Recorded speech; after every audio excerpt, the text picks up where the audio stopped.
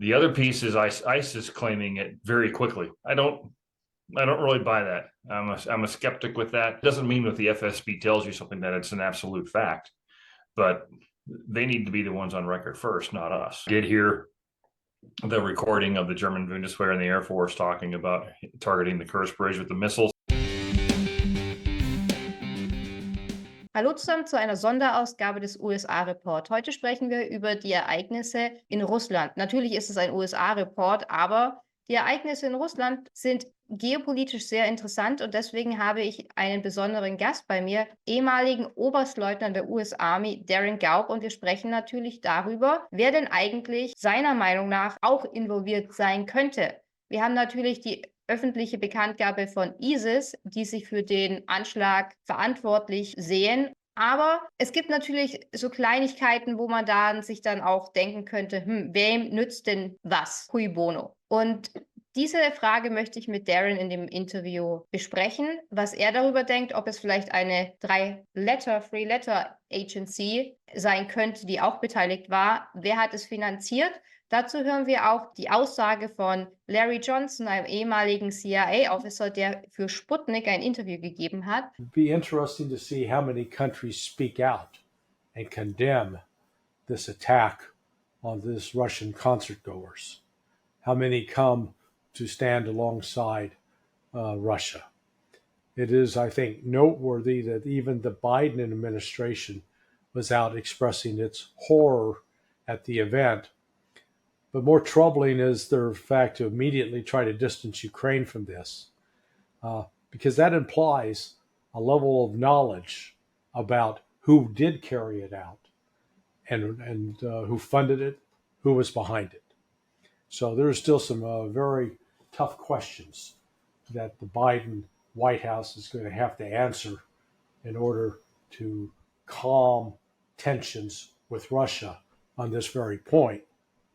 Because as long as Russia believes that the United States was involved in any way with this attack on its citizens, there will be hell to pay, but especially for CIA and U.S. military officials, officers, and enlisted personnel that happen to venture into Ukrainian territory. They'll be hunted down and killed. You can count on that. Auch hören wir die Ansprache von John Kirby, die er aus dem Weißen Haus direkt nach den Anschlägen veröffentlicht hat, wo er sagt, dass Amerika und die beiden Regierungen dauern den Anschlag sehr. Und sie haben natürlich auch die Information preisgegeben, dass am 7. März bereits die USA an die Konsulate in Russland eine Aufforderung an alle US-Bürger ausgesandt hat, denen mitzuteilen, dass man jetzt verstärkt nicht auf öffentliche Veranstaltungen wie Konzert und solche Massentreffen von Menschen nicht gehen sollte. Die Frage ist, wie kann das Amerika am 7. März schon gewusst haben und jetzt am 22. März ist das dann passiert? Seen the reports in the video coming out of Moscow, this violent shooting at looks like a shopping mall. Can't speak much to the details of it. I mean, this was all just breaking before I came on out here, so we're trying to get more information, but really would refer to Russian authorities to speak to it. The images are just horrible and just hard to watch, and our thoughts obviously are going to be with the victims of this terrible, terrible shooting attack. And I think, you look at that video if you have, and you got to recognize that there's some moms and dads and brothers and sisters and sons and daughters that haven't gotten the news yet, and this is going to be a tough day. So our thoughts are with them.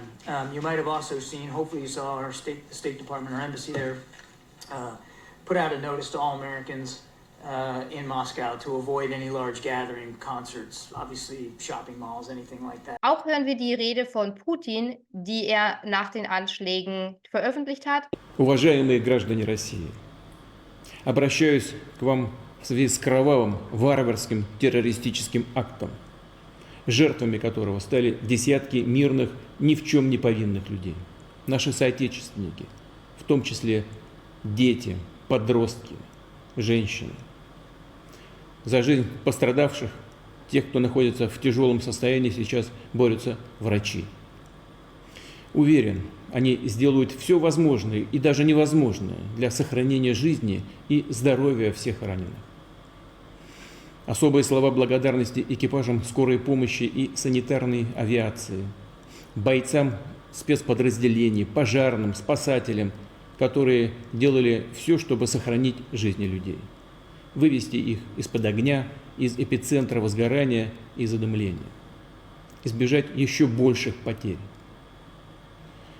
Не могу оставить без внимания помощь простых граждан, которые в первые минуты после трагедии не остались равнодушными и безучастными, и наряду с врачами и сотрудниками спецслужб оказывали первую помощь, доставляли пострадавших в больницы. Необходимую помощь окажем всем семьям, в чью жизнь пришла страшная беда, раненым и пострадавшим. Выражаю глубокие, искренние соболезнования всем, кто потерял своих родных и близких. Вместе с вами скорбит вся страна, весь наш народ. 24 марта объявляю днем общенационального траура. В Москве и Подмосковье во всех регионах страны введены дополнительные меры антитеррористического и противодиверсионного характера. Главное сейчас не дать тем, кто стоит за этой кровавой бойней, совершить новые преступления.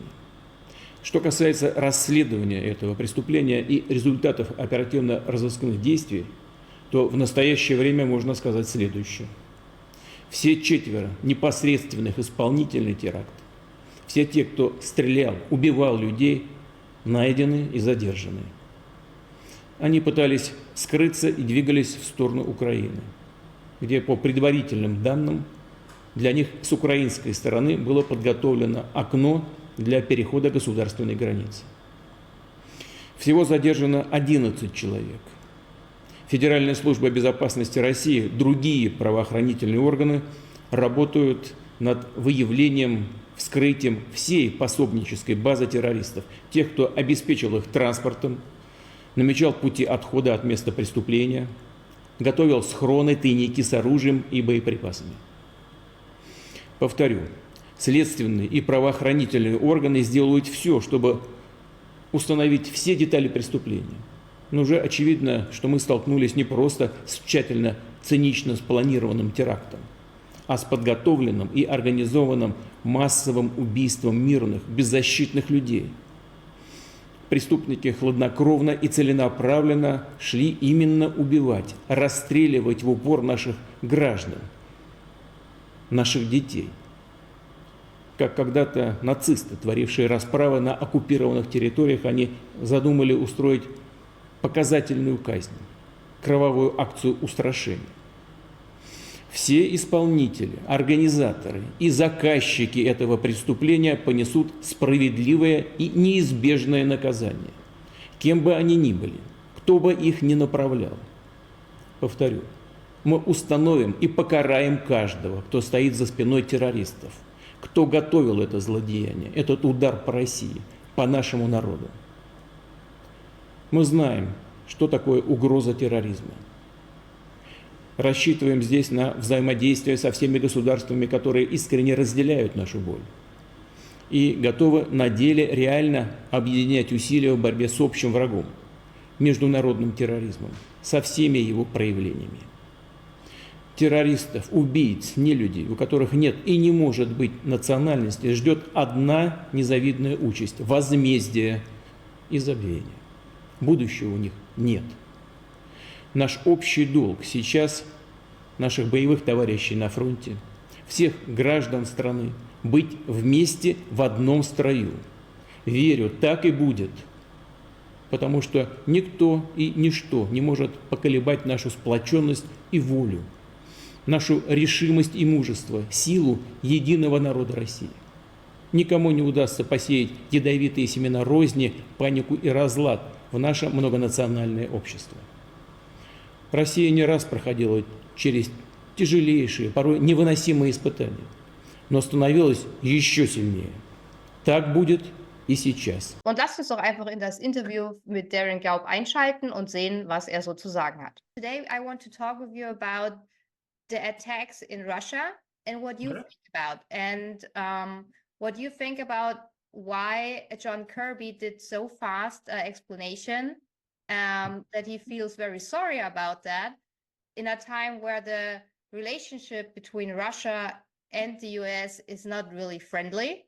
And then my question is, what do you think about this message what the consul and the embassy in Moscow sent to the American citizens on the 7th of March? They should not go to crowded places, join concerts, and then on the 22nd of March, something happened like that. What do you think about that?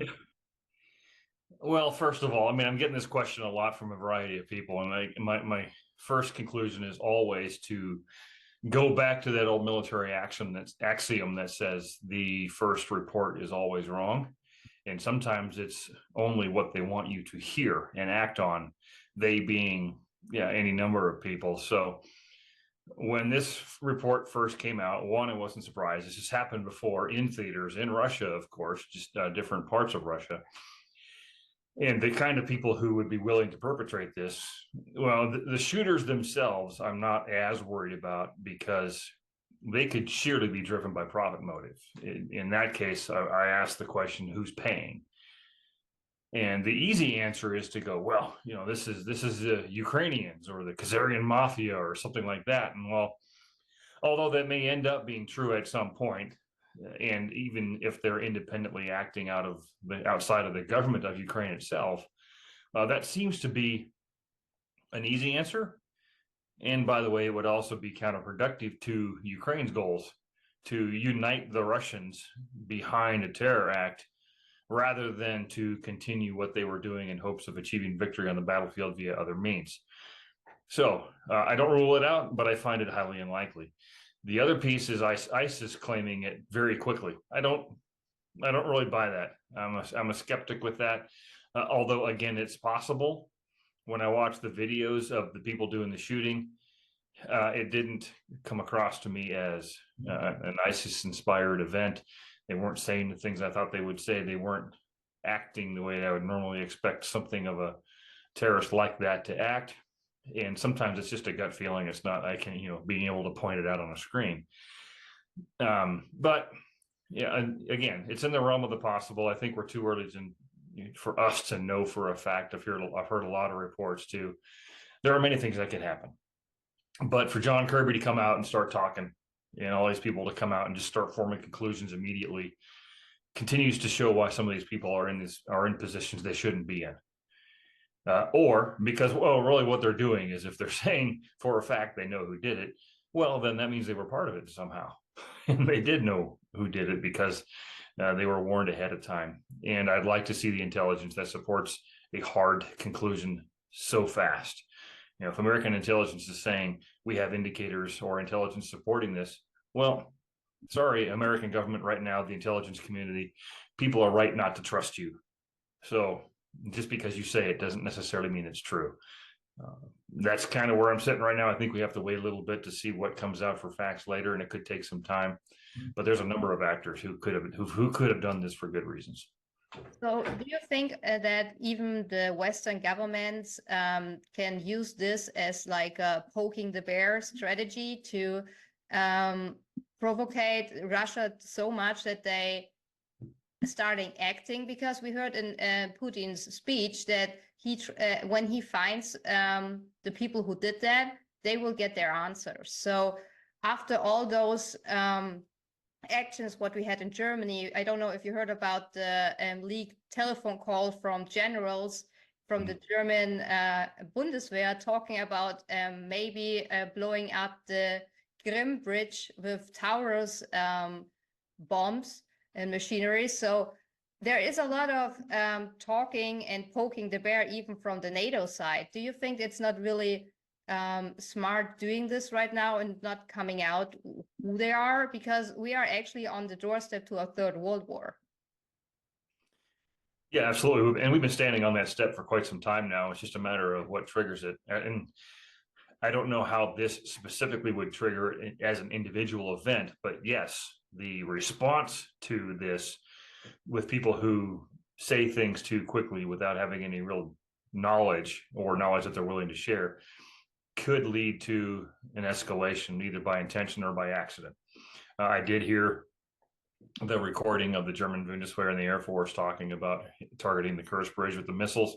Saw the English translation of it all, working with my Global Veterans Coalition members, and I kind of got what was going on there. But it seems like this continues this low-grade boil of Western nations, NATO specifically,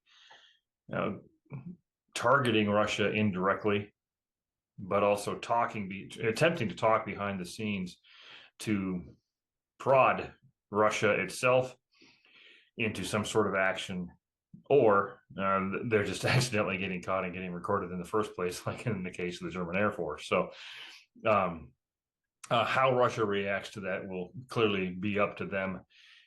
We should not, as a Western nations, NATO nations, overreact to anything and give them an excuse at this point to expand this beyond where it's currently at. So ultimately, most Western nations should probably stay away from trying to tell everybody who did this and why, and ascribing motive and means and opportunity to it. They should probably wait and let the reporting come out, let the Russians handle it. That doesn't mean if the FSB tells you something that it's an absolute fact, but they need to be the ones on record first, not us. Vielen Dank für eure Aufmerksamkeit und fürs Einschalten bei diesem USA-Report. Ich hoffe, ihr hinterlasst ein paar Kommentare und ein paar Likes und schaltet beim nächsten Mal wieder ein. Vielen Dank.